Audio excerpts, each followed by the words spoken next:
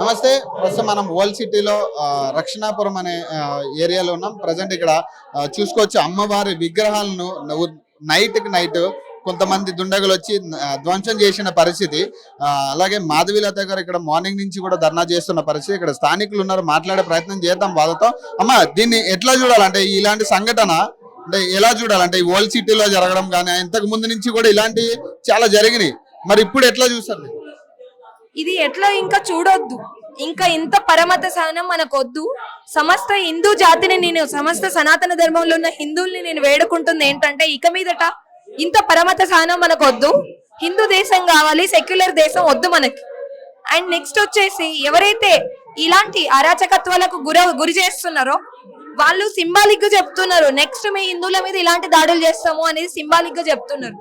Next Bangladesh పరిస్థితి ఇక్కడ రావడానికి ఎంతో దూరం లేదని ఇది ఒక గుర్తుగా చిహ్నంగా చెప్తున్నారు. ఇప్పుడు ఒక హిందూ ముస్లిం మీద గొడవ పెడితే వాళ్ళిద్దరి వ్యక్తిగత గొడవ అనుకుందాం. ఇక్కడ గుడి మీద దాడి జరిగింది, విగ్రహాలను తలలు తీసేశారంట. అర్థం ఏంటండి? సమస్త హిందూ జాతిని వాడు కావాలని గొడవకు దించినట్టే కదా, రెచ్చగొట్టినట్టే కదా. ఇప్పుడు అమ్మవార్లు అంటే మన అందరం ప్రతి విషయంలోనూ మనం భూమాతను, గోమాతను, గ్రామ దేవతను, గ్రామ పోచమ్మని ఇవన్నిటిని మనం తల్లిగా భావిస్తాం, పూజించుకుంటాం.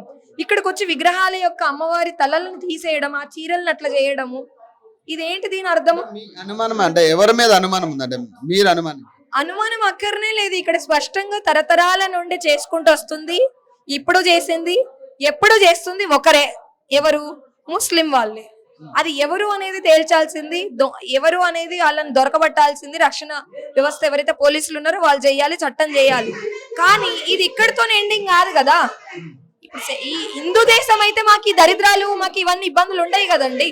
ఇంకెన్ని తరతరాలుగా మేము హిందువులం ఇవన్నీ సహనం చేస్తూనే వస్తున్నాం.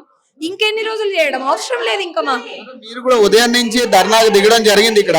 మరి అధికారులు రెస్పాన్స్ ఉందా? మరి అంటే అధికారులు ఏం చెప్తారు? ఎందుకు అధికారుల రెస్పాన్స్ లేదంటే సెక్యులర్ గవర్నమెంట్ అవ్వడం వల్ల. అదే హిందూ గవర్నమెంట్ అయి ఉంటే, హిందూ దేశం అయి ఉంటే రెస్పాన్స్ తొందరగా వచ్చేది. సెక్యులర్ గవర్నమెంట్ అంటారు, హిందువుల టెంపుల్ డబ్బులన్నీ కూడా గవర్నమెంట్ కి వెళ్తాయి. మరి మసీదు చర్చి వెళ్తున్నాయండి? వెళ్ళట్లేదు. మళ్ళీ వాళ్ళందరూ వచ్చి ఈ టెంపుల్స్ మీద మా మీద దాడి చేయడం అంటే ఎక్కడైతే ఉండి ఎవరి సొమ్ము అయితే తింటూ ఉన్నారో వాళ్ళకి సంబంధించిన దాన్ని నష్టం చేయడం. ఈ రాక్షస ధర్మం, రాక్షస మూకలు ఎవరైతే ఉన్నారో కంప్లీట్ గా ఒకే దేశము, ఒకే ధర్మము, ఒకే జాతి, ఒకటే ఇది ఉండాలండి. ఈ సెక్యులర్ దాంతోనే పరమత సహనం, మమ్మల్ని మేమే మొత్తమే తుడిచిపెట్టుకునేంత పరమత సహనం అవసరం లేదు.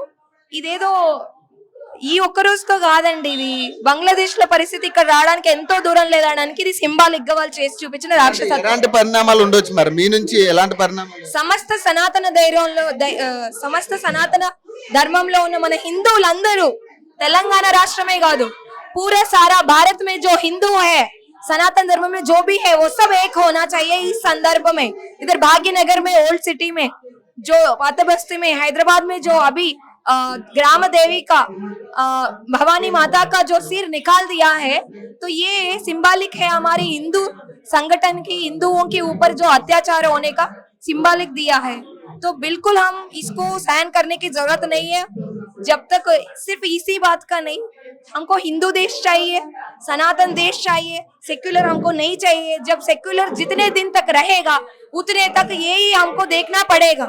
हमको नहीं चाहिए. ये पूरा सारा देश को हम बुलंद करना चाहते हैं, पूरा देश को हम आवाज दे रहे हैं. समस्त हिंदू जाति एक हो जाओ. हम हिंदू देश, हिंदू राष्ट्र को हम खुद अभी लाना है.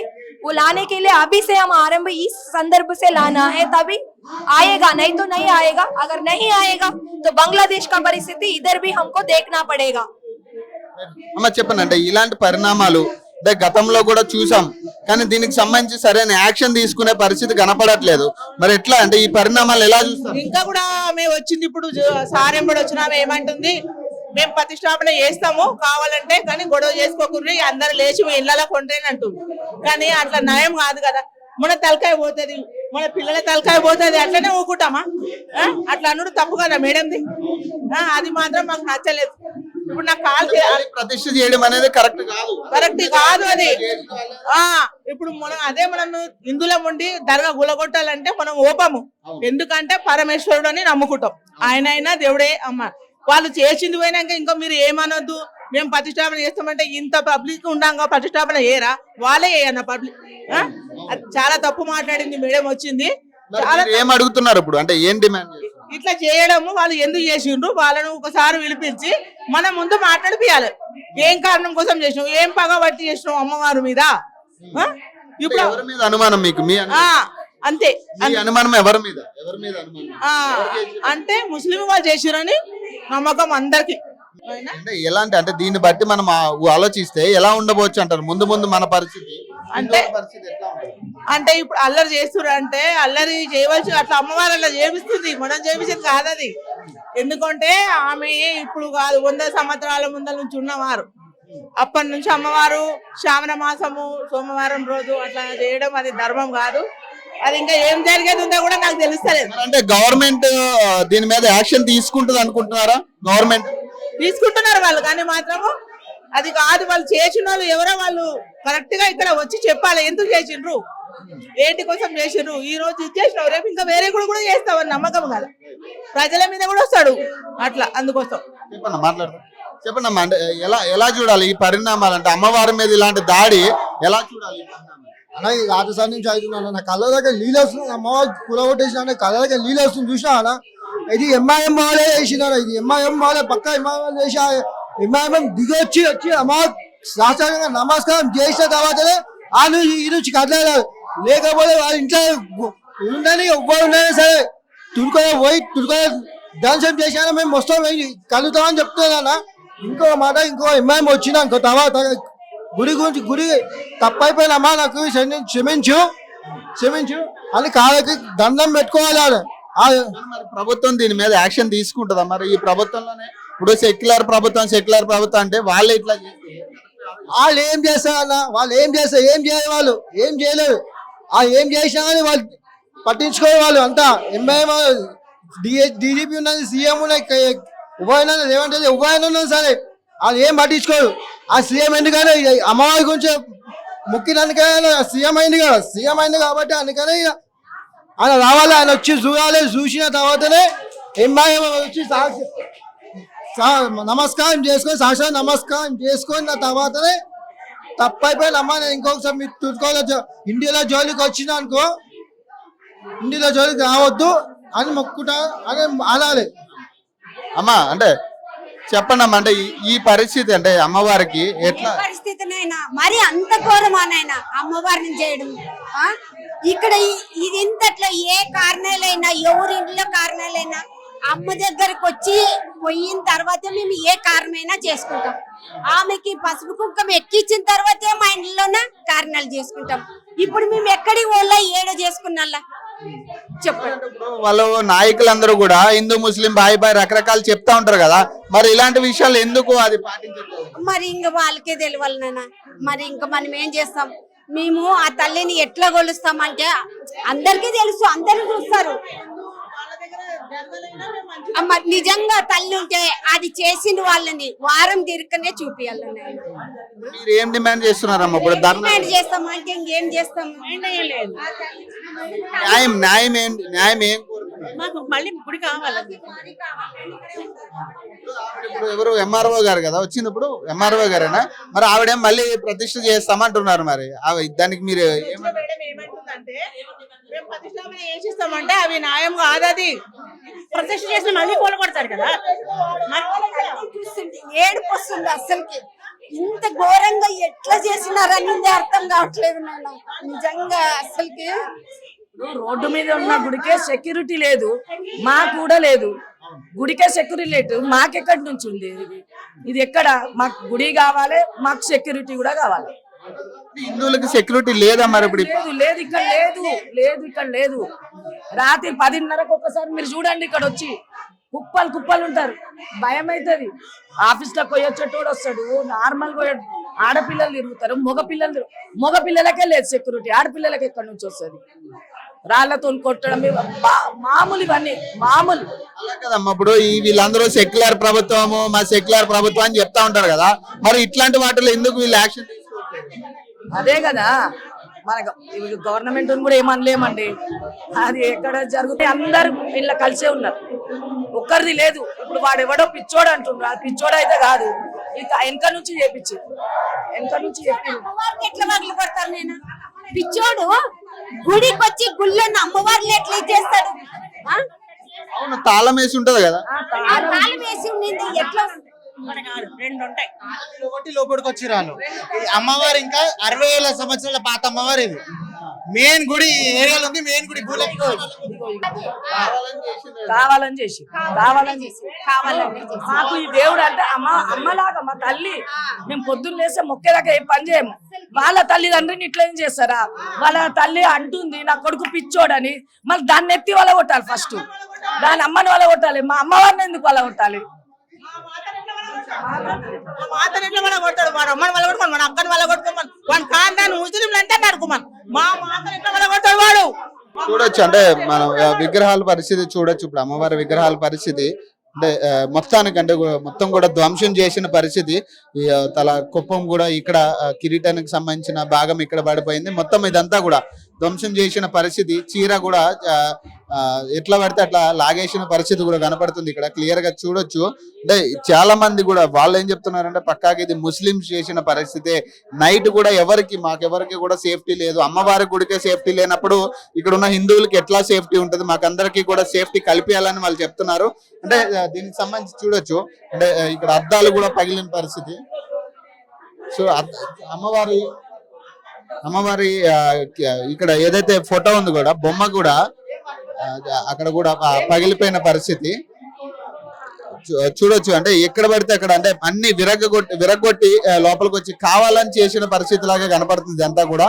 అంటే చూడొచ్చు. స్థానికులు కూడా చెప్పేది ఏంటంటే ఇట్లాంటివి అంటే ఇక్కడ హిందువులకు కూడా ఎక్కడ అట్లాంటి రక్షణ లేదని కూడా వాళ్ళు చెప్తున్న పరిస్థితి. విగ్రహాలకి అమ్మవారి గుడికే రక్షణ లేనిది మాకు ఎక్కడ రక్షణ ఉంటుంది అనేది వాళ్ళు డిమాండ్ చేస్తున్న పరిస్థితి. మాకు దీనికి ఎట్లా అయినా న్యాయం చేయాలి, మాకు ఒక సెక్యూరిటీ కల్పించాలని చెప్పేసి చెప్తున్నారు. చూడొచ్చు. అంటే నైట్ అంటే డోర్లు బద్దలు కొట్టుకుని లోపలికి వచ్చిర్రు అనేది వాళ్ళు చెప్తున్న వాదన. ఇక్కడ స్థానికులు కూడా ఏం చెప్తున్నారంటే డోర్లు పగలగొట్టుకుని లోపలికి వచ్చినట్టుగా చెప్తున్నారు. అంటే అమ్మ డోర్లు ఆల్రెడీ వేసే ఉంటాయి, తాళం వేసి ఉంటది కదా. అంటే కావాలని చేసి 6 మంది పిచ్చోళ్ళు అంటారు సార్. మరి 6 పిచ్చోళ్ళు అయితే ఒక్కడొక్క ఇంట్లో వస్తారు సార్. 6 మంది వచ్చిరండి ఇళ్ళకు. హిందూ వాళ్ళని ఇట్లా చేయవద్దు కదా. ఇక్కడ ఉన్నది ఒకటే గుడి. మేము బోనాలు సమర్పిస్తాము, పెళ్లిళ్ళు అయితే సమర్పిస్తాము. అలా చేయొద్దు కదా సార్. ఇది న్యాయం కాదు కదా. ఇప్పుడు మేము హిందువులకి రక్షణ లేనట్టే కదా. అంటే దీని ఎందుకుంటే సార్ మేము రక్షణ ఉన్నప్పటికే తల్లి కాపాడుతుంది. మనం ఇన్ని రోజులు 6 మంది వచ్చారు, మళ్ళీ ఒక్కడి ఇళ్ళకి ఎట్లా వస్తాడు? 6 మంది ఎట్లా పిచ్చోళ్ళు అయితే? ఎంతమంది చేసి ఇళ్ళకి ఒక్కడు వచ్చిండు సార్. 6 మంది రాలేరంట. ఇద్దరిని అరెస్ట్ చేశారు. మరి ఇంకా 4 సార్. న్యాయం జరగాలి కదా. అంటే మీకు కూడా రక్షణ లేనట్టే ఇక్కడ. ఎందుకున్నా సార్ మాకు రక్షణ ఉండబడక తల్లి మమ్మల్ని ఇన్ని రోజులు హిందువులకు రక్షణ లేనట్టు. అంటే దేవతకి ఇట్లాంటి పరిస్థితి వస్తే మరి మీరు ఉంటున్న ఊరుకులు చేసి రా సార్. ఇప్పుడు మేమే వాళ్ళ దాంట్లో చేస్తాం. ఊరుకుంటారా సార్? మేమే వాళ్ళ దరగాల పోయి చేస్తాం. ఊరుకుంటారా? ఊరుకోరు కదా. న్యాయం జరగాలి సార్. ఈ గుడి కట్టియాలి, ఆయన వచ్చి ఇక్కడ ఒప్పుకోవాలి అంతే. ఏదైనా అమ్మా అదే మీరు న్యాయం ఏం కోరుతున్నారు? ఏమంటే దేవాలయాలు పునర్నిర్మాణం జరగడంతో పాటు రక్షణ కల్పించాలి. ప్రతి దేవాలయానికి రక్షణ ఖచ్చితంగా కల్పించాలి. అమ్మవారు వాళ్ళు ఎలాగో అమ్మవారి అనుగ్రహానికి ఎప్పుడు చూసిరమ్మా ఇది? ఎప్పుడు మేము పొద్దున్నే చూసామండి. రాత్రి 12 గంటలకే మెసేజ్ వచ్చింది. నిన్న నైట్ 12 మాక్సిమం 11:30 12 మధ్యలో జరిగి ఉంటది. 12 గంటలకు మా ఫ్రెండ్ అందరూ ఏం చెప్తున్నారు? అధికారులు యాక్షన్ తీసుకుంటారా తీసుకోరా? వాళ్ళు ఏవో చెప్తారండి, కథలు చెప్తారు. పునర్నిర్మాణం చేస్తాము అది ఇది అని చెప్తున్నారు. పునర్నిర్మాణం చేస్తే అయిపోయేదా అది? అందుకే మేము పిచ్చివాడని చెప్తున్నారు. పిచ్చివాడైతే బయట ఉన్న షాపులు, ఇల్లులు, లేకపోతే దర్గాలు, మసీదులు కనిపించలేదా? అమ్మవారి విగ్రహం, అమ్మవారి గుడి తాళాలు వేసి ఉన్న దాన్ని తెగలగొట్టి అమ్మవారు నడుం వరకు ఇరిగింది. ఒక విగ్రహం ఇంకో విగ్రహం తొలపోయింది. అలా నా చేసేది మా ఆత్మగౌరవాన్ని దెబ్బతీయడం కాకపోతే ఏంటండి? దీన్ని బట్టి హిందువులకి రక్షణ లేనట్టే కదా. 100% స్త్రీమూర్తికి ఎంత రక్షణ లేదో హిందువులకు కూడా అలానే రక్షణ లేకుండా పోయిందండి. ఇక్కడ బంగ్లాదేశ్ లో చూసాం ఒక ఇన్సిడెంట్. ఇప్పుడు అదే ఇన్సిడెంట్ ఇక్కడ రిపీట్ అవబోతుంది అనిపిస్తుంది సిచ్యువేషన్స్ చూస్తేను. ఎందుకంటే పరిస్థితులు అలా కనిపిస్తున్నాయండి. వాళ్ళు అలా తయారు చేస్తున్నారు. అక్కడెక్కడి నుంచో వలస వచ్చిన వాళ్ళు ఇక్కడ ఎక్కువైపోయారు. ఇక్కడ స్థానికంగా ఉన్న ముస్లింలు ఇలా చేస్తున్నారని కూడా అనిపించట్లేదు. కానీ వలస వచ్చిన వాళ్ళు ఎక్కువ ఉన్నారు ఈ చుట్టుపక్కల. వాళ్ళని ముందు ఏరి పారేయాలి. వాళ్ళకి మన గవర్నమెంట్ ఐడెంటిటీలు ఇవ్వకూడదు. అలాంటి వాళ్ళందరూ ఇక్కడ ఎక్కువైపోవడం వల్ల ఇలాంటి అనర్థాలు జరుగుతున్నాయండి. అనవసరమైన రాజకీయాలు అయితే చేయలేదు, కానీ వలస వచ్చిన ముస్లింలకు మాత్రం ఇవ్వకూడదు. ఎందుకంటే అవి జిహాదులు కావాలని చేసి పంపిస్తున్నారు. ఇక్కడ అరాచకాలు సృష్టించి హిందూ రాజ్యాన్ని నాశనం చేయాలని వాళ్ళు పన్నాగం. చెప్తాం అంటే ఏం జరిగిందండి? అన్న తుర్కోలు వచ్చి గుడిని బలగొట్టినారన్న. శాంతిగా ఉండడు. ఏ ఒక్క హిందూ శాంతిగా ఉండడు. 6 మందిని తీసుకురావాలి, అమ్మవారు ముంగడ బలి చేయాలి. బలిచ్చినప్పుడు ఈ యొక్క హైదరాబాద్ లో ఉన్న హిందువులు, తెలంగాణలో ఉన్న హిందువులు శాంతిస్తారు. లేకుంటే పావుకి ఈ తెలంగాణ ఈ హైదరాబాద్ కానీ ఏ ఒక్క హిందూ శాంతిగా ఉండరు. జై భారత్ మాతాకి జై శ్రీరామ్. జై శ్రీరామ్. నాకు 54 సంవత్సరాలు. నా రక్తం ఉడుకుతుంది ఇప్పుడు కూడా. ఏ నా కొడుకు రాలే ఎవ్వనిడవము. ఇది మాత్రము ఈ కాళీమాత భూలక్ష్మమ్మ మీద ఒట్టు. ఆ కొడుకులని రావాలి, అమ్మవారు ముంగడ బలియాలి, 6 మందిని బలియాలి. అప్పటిదాకా ఎవరికి చడలేదు. ఇది ఆఖరిది కాదు, ఆపేది కాదు. ఇది పిచ్చోడు చేయలేరు, పిచ్చోడు చేయలేరు, పిచ్చోడు చేయలేరు. రాజకీయం లంచన కొడుకులు చేసిండ్రు. పిచ్చోడు చేసేది కాదు, ఇందులో పిచ్చోలు చేస్తున్నారు. పోలీసులు కూడా పిచ్చోలు చేస్తున్నారు. మందని పిచ్చోడు చేసిందని 6 మంది చెప్తారు సార్, చెప్తారు, చేస్తారు. అయితే లేరు ఏమన్నా కాగల మళ్ళా తినంతా ఎవరు సమస్య కాదన్న. ఇక్కడ లోకల్లో చేసింది. సో చూడొచ్చు అంటే స్థానికులు చెప్పేది ఏంటంటే ఒకళ్ళు చేసింది పని కాదు ఇది. 6 దగ్గర 6 దీని మీద రాత్రి ఇక్కడైతే ధ్వంసం చేసిన పరిస్థితి అయితే చూడొచ్చు క్లియర్ కట్ గా. మొత్తం కూడా అంటే విగ్రహాలు మొత్తం కూడా కావాలని వాళ్ళు పొడిచి పగలగొట్టిన పరిస్థితి అయితే కనపడుతుంది. చూడొచ్చు ఇక్కడ రాళ్ళు దగ్గర నుంచి కానీ మొత్తం కూడా అమ్మవారి చీరతో సహా మొత్తం ఎట్లా పడితే అట్లా చెల్లా చెదురు చేసిన పరిస్థితి అయితే కనపడుతుంది. దీనికి స్థానికులు కూడా అడిగేది ఒకటే, మాకు న్యాయం జరగాలి, మాకు రక్షణ కల్పించాలని చెప్పేసి వాళ్ళు డిమాండ్ చేస్తున్న పరిస్థితి. ఇప్పుడు కూడా ధర్నాకు సంబంధించి ఉదయం నుంచి కూడా ధర్నా చేస్తున్న పరిస్థితి. అధికారులు వచ్చి ఆల్రెడీ పునర్స్థాపన చేస్తామని చెప్పేసి చెప్పడం జరుగుతుంది. కానీ మాకు ఎట్లాంటి ఈ పునఃస్థాపన కాదు, చేసిన వాళ్ళకి చేసిన వాళ్ళు ఎవరో పట్టుకుని వాళ్ళని ఖచ్చితంగా శిక్షించాలని చెప్పేసి చెప్పడం జరుగుతుంది. దీనికి సంబంధించి అంటే ప్రధానంగా వాళ్ళు డిమాండ్ చేసేది కూడా ఒకటే, 6 టోటల్ గా ఈ దీనికి పాల్పడ్డారు కాబట్టి, ఈ ఉదాంతానికి పాల్పడ్డారు కాబట్టి వాళ్ళకి ఖచ్చితంగా శిక్ష వెయ్యాలి పట్టుకుని అని చెప్పేసి వాళ్ళు డిమాండ్ చేస్తున్నారు. అలాగే మా హిందువులకి ఇక్కడ రక్షణ కల్పించాలి, దేవాలయాలకి రక్షణ కల్పించాలనేది ప్రధానంగా వాళ్ళు డిమాండ్ చేస్తున్న పరిస్థితి. అధికారులు కూడా దాని మీద రెస్పాండ్ అవ్వాలి, ఇప్పటికీ దాని మీద వాళ్ళకి శిక్ష పడాలని చెప్పేసి చెప్పడం జరుగుతుంది. సో మరొక ఎపిసోడ్ మళ్ళీ కలుద్దాం. అప్పటి వరకు నేను మీ పవన్ సైనింగ్ ఆఫ్.